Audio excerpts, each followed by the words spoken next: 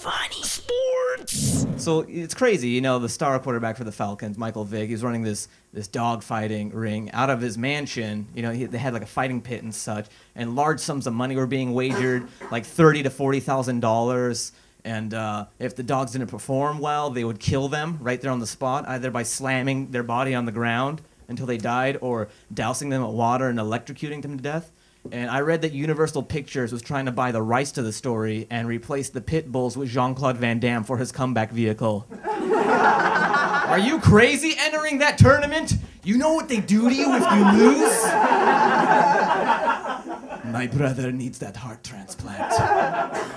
And then it's just 3 hours of him doing the splits on a balcony. Steroids in baseball, in football, athletics. Let's just go athletics in general.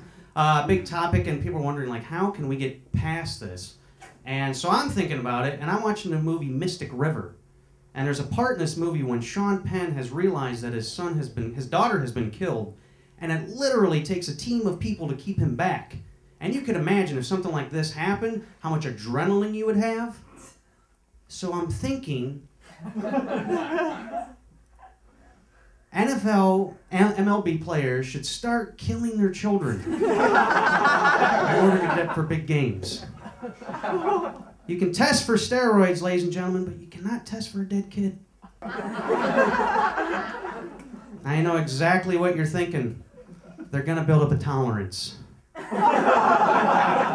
gonna be doing 2, 3 kids a game.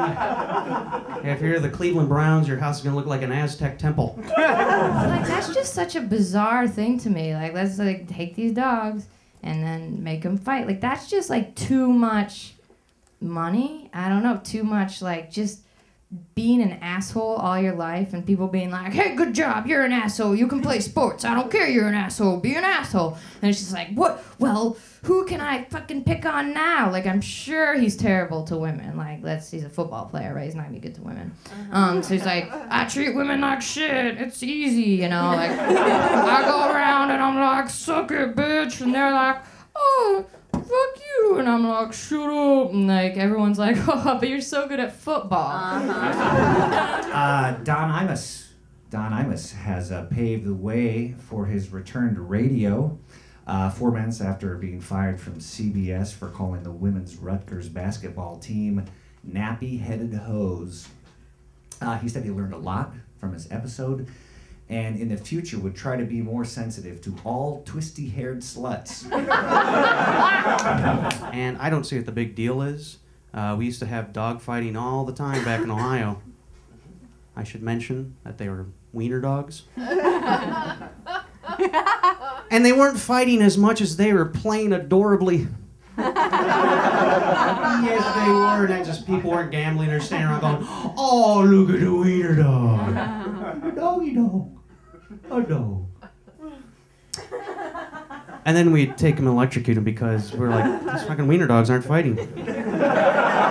So then I just treat other people like shit. Like, I go to restaurants and I'm like, hey, this meal tastes like shit, and I throw it at the waiter, and everybody's like, oh, you're good at football. And then Tim Donaghy, the NBA referee, Tim Donaghy, who was fired for betting on baseball. In addition to a lifetime ban from basketball, he could face up to 25 years in jail, where grown men don't stop what they're doing just because you're blowing a whistle.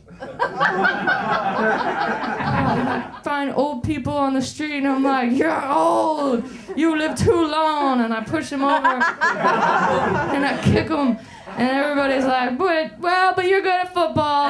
What are you doing fighting dogs? Go to Vegas and fight strippers. Like a real millionaire, please. Can we do this? You'll get in less trouble. And when you retire, you have a fucking reality show waiting for you. And sometimes I just pee on people. Like, I don't even fucking care. Like, I'm just like, people, you're gonna get peed on because I'm good at football. Like, and then dogs. Like, that's where we draw the line. F you.